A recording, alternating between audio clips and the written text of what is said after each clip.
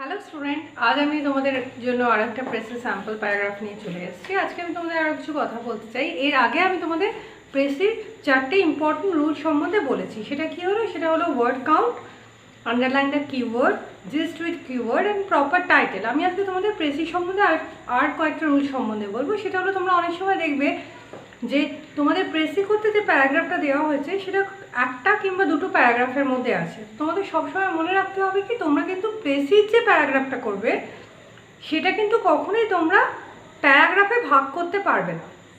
এটা হলো একটা কথা। এবং দ্বিতীয়ত হলো যে তোমাদের যে প্যারাগ্রাফটা দেওয়া হবে প্রেসি করার জন্য, তোমাদের কিন্তু সেখান থেকে কন্টেন্ট মানে সেখানে যা আছে সেটাই তোমাদের লিখতে হবে। তোমরা বাইরে থেকে কোনো এক্সাম্পল কিংবা নিজের মনের ভাব তার মধ্যে দিয়ে প্রেসির মধ্যে দিয়ে প্রকাশ করতে পারবে না। প্রেসির মানে যেহেতু হলো যে মেন প্যারাগ্রাফটা দিয়েছে তার ছোট সংস্করণ কিংবা সারাংশ, তাই বাইরের কোনো ওই প্যারাগ্রাফের মধ্যে যা আছে তার বাইরে থেকে কিন্তু কোনো জিনিস তোমার প্রেসের মধ্যে আসতে পারবে না। তো এই কথাগুলো তোমরা সবসময় মনে রাখবে। তাহলে স্টুডেন্ট, এবার আমি তোমাদের প্যারাগ্রাফটা পড়ে মানেটা বুঝিয়ে দিই, তারপর তোমাদের প্রেসিটা দেখাবো যে কীরকম করে হচ্ছে। Of all the amusements which can possibly be imagined for a hard-working man after his daily toil, there is nothing like reading an entertaining book, a thriller, a murder mystery, or even a travelogue. তার মানে হলো যে একজন পরিশ্রমী মানুষের কাছে মানুষ যত রকম বিনোদনের কথা ভাবতে পারে, তার সারাদিনের পরিশ্রমের পর একটি থ্রিলার কিংবা একটি মার্ডার মিস্ট্রি, রোমাঞ্চকর কোনো কাহিনী কিংবা একটি হত্যা রহস্য কিংবা ভ্রমণ কাহিনীর থেকে ভ্রমণ কাহিনী এই ধরনের বই পড়া থেকে তার কাছে আর কিছু ভালো হতে পারে না। It calls for no bodily exertion of which he had enough through the day. এবং এই বই পড়তে তার কোনো পরিশ্রম হয় না, যেটা সে অনেকখানি সারাদিন যে পরিশ্রমটা করেছে তারপরে তাকে কোনো নতুন করে পরিশ্রম করতে হয় না। It relieves dullness of regular mundane life. এটা কি করে? এটা তাকে প্রতিদিনের যে দৈনন্দিন জীবন সেখানকার যে বোরডম তার থেকে মুক্ত করে। It transports him to a livelier and more interesting world, and while he enjoys himself there he may forget the evils of the present moment, be it personal or general. এবং কি বলছে যে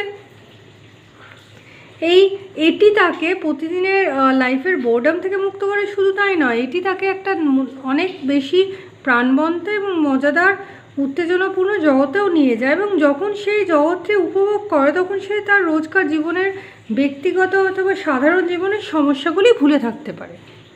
It accompanies him to his next day's work, and if the book he has been reading be anything above the very adult and dullest, it gives him something to think about besides the drudgery of his everyday occupation, his day-to-day frustration, the fuss that people make over insignificant happenings, etc.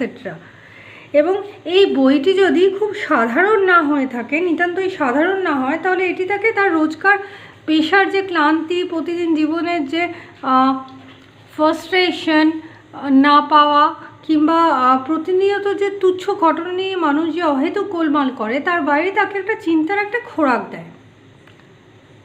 If I were to play for a taste which should stand me in good state under every variety of circumstances and be a source of happiness and cheerfulness through life, it would be a taste for reading. এখানে কি বলছে? এখানে বলছে যে আমাকে যদি এরকম একটি টেস্টের কথা ভাবতে বলা হয়, মানে আমার পছন্দের কথা বেসিক্যালি ভাবতে বলা হয়, সব রকম পরিস্থিতি যেটা আমাকে সাফল্য দেয় এবং খুশি দেয় এবং আনন্দের উৎস হয়ে ওঠে, সেই পছন্দ হচ্ছে বই পড়া। তারপরে কি বলছে? তারপরে বলছে যে that this habit of reading once developed brings lifelong happiness and companionship, a contentment which can only be believed once experienced. বলছে যে এটাই হলো সেই অভ্যেসটা, যে অভ্যেসটা যদি একবার গড়ে তোলা যায় তাহলে তার সারা জীবনের জন্য আনন্দের এবং আমাদের সঙ্গী হয়ে ওঠে। শুধুমাত্র আনন্দটা তাই নয়, এটা আমাদের জীবনের একটা সঙ্গীও হয়ে ওঠে। এবং এই অভ্যেস এমন একটি পরিপূর্ণতা দেয় যা একবার অনুভব করলে তবে বিশ্বাস করা যায়। Give the man this test and the means of gratifying it, and you can hardly fail to make him happy unless indeed you put into his hand wrong selection of books. এটার মানে কি হচ্ছে? মানে হচ্ছে যে যদি তুমি একজন মানুষকে তার পছন্দের বই দাও তাহলে সে সর্বদা খুশি ও সন্তুষ্ট থাকে, যদি না তার হাতে এমন কোনো বই পড়ে যেটা তার পছন্দ না, কিংবা সে যে ধরনের মানসিকতার মানুষ তার থেকে একদম সম্পূর্ণ আলাদা হয়। This wrong selection however would put him off books completely for the rest of his life. এবং কী হয়, অনেক সময় কী হয় যে মানুষের যদি যেটা মানুষ যে ধরনের জিনিস পছন্দ করে, যেটা তার টেস্ট কিংবা যেটা তার মানসিকতা, তার একদম বিপরীত যদি কোনো বই তার হাতে আসে কিংবা সে যদি পড়ে, তাহলে হয়তো সে কী হতে পারে, সারা জীবনের জন্য বই পড়ার যে উৎসাহটা সে একবারের মতো হারিয়ে ফেলতে পারে। It is thus the right book which makes his leisure hours not only rewarding but gives him a new lease of life.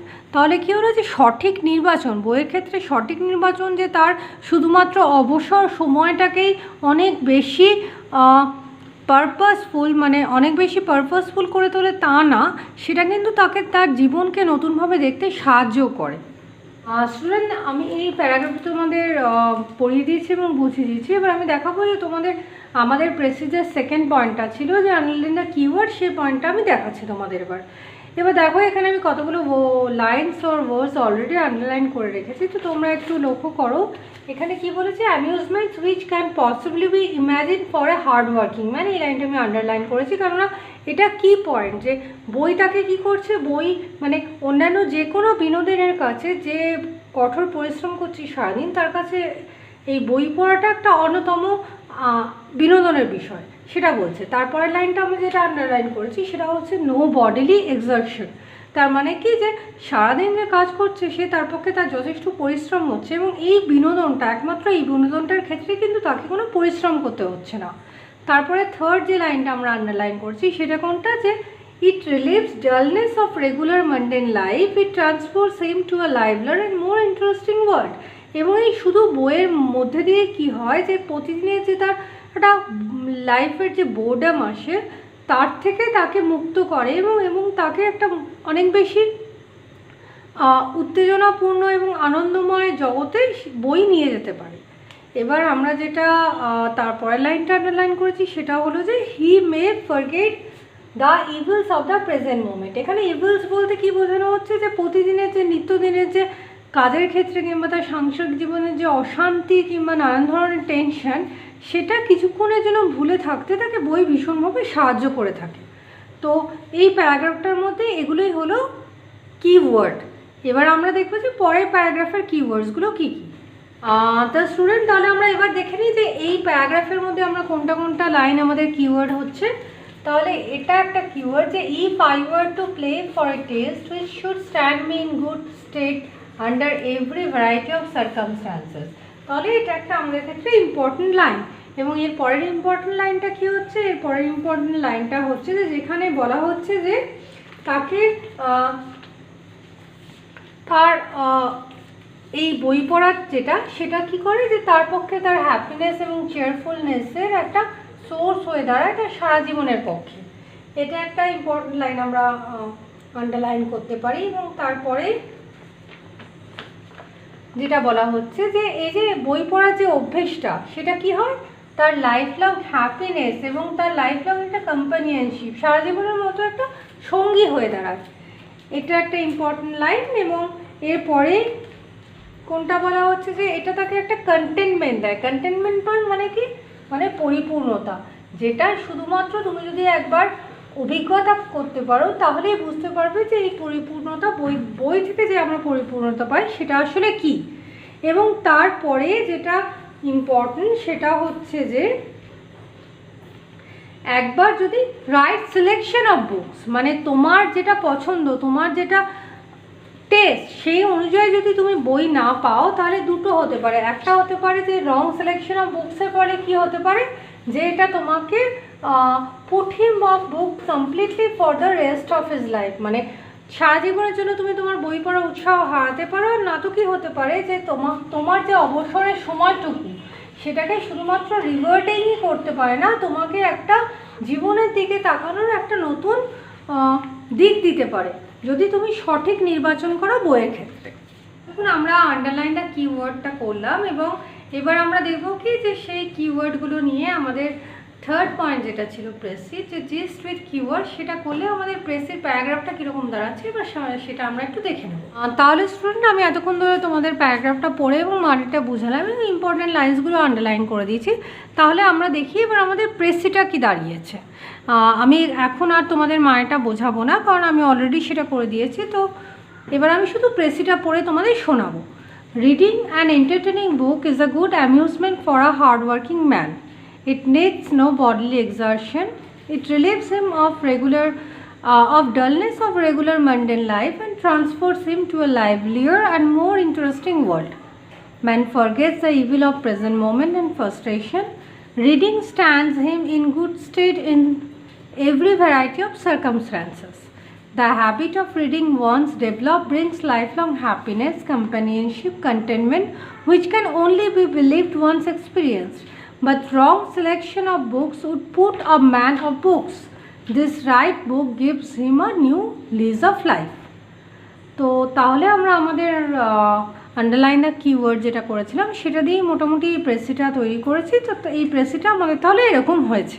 শুরুটা আমি এতক্ষণ তোমাদের প্রেসিটার প্যারাগ্রাফ যেটা দিয়েছিল সেটা পড়ে এবং মানে বুঝে এবং প্রেসিটা কি দাঁড়িয়েছে, প্রেসির রুলস, আন্ডারলাইন কিওয়ার্ড ফলো করে এবং জিস্ট উইথ কিওয়ার্ড ফলো করে যে প্রেসিটা দাঁড়িয়েছে সেটা আমি তোমাদের দেখালাম। এবার আমাদের ফোর্থ পয়েন্ট যেটা আছে সেটা হলো প্রপার টাইটেল। তাহলে নিশ্চয়ই তোমরা এই প্যারাগ্রাফটা শুনে বুঝতে পারছো যে এখানে বই সম্বন্ধে বলা হচ্ছে। বই সম্বন্ধে বলা হচ্ছে যে যেটা তোমাদের কিভাবে আনন্দ এবং সারা জীবনের একটা সঙ্গী হয়ে উঠতে পারে। তো এখানে আমি যে টাইটেলটা দিয়েছি সেটা হলো বুক আর ট্রু কম্পেনিয়ন, মানে হলো কি একজন সত্যিকারের সঙ্গী বলতে যা বোঝায় সেটা আমরা বইটাকে বলতে পারবো। এবার আমি না ফার্স্ট পয়েন্টটাতে চলে আসছি আমাদের প্রেসের রুলে, যেটা ছিল ওয়ার্ড কাউন্ট। আমি এখানে তোমাদের কোনো ওয়ার্ড কাউন্ট করে দেখাইনি, কারণ আমি শুধু তোমাদের একটা প্রেসির স্যাম্পল প্যারাগ্রাফ দেখাচ্ছি। এবার তোমরা যখন যে প্রেসিটা করছো শুধু সেক্ষেত্রে সেটা মনে রেখো যে প্রেসিটার মোটামুটি প্রত্যেকটা লাইনে কটা ওয়ার্ড আছে এবং কটা লাইন আছে সেই অনুযায়ী তোমরা যদি ওয়ার্ড কাউন্ট করে দেখবে যে কটা ওয়ার্ড আছে তার 1/3 সবসময় প্রেসিটা হবে। তো সেটা সবসময় মনে রাখবে। আশা করি তোমরা বুঝতে পেরেছো আজকের প্রেসিটা, এবং তোমাদের যদি কোনো কনফিউশন থাকে কিংবা কোনো কিছু জানার ইচ্ছে থাকে তাহলে তোমরা আমাকে কমেন্ট সেকশনে জানাতে পারো। আমি চেষ্টা করবো সেটা তোমাদের বুঝিয়ে দেবো। Thank you.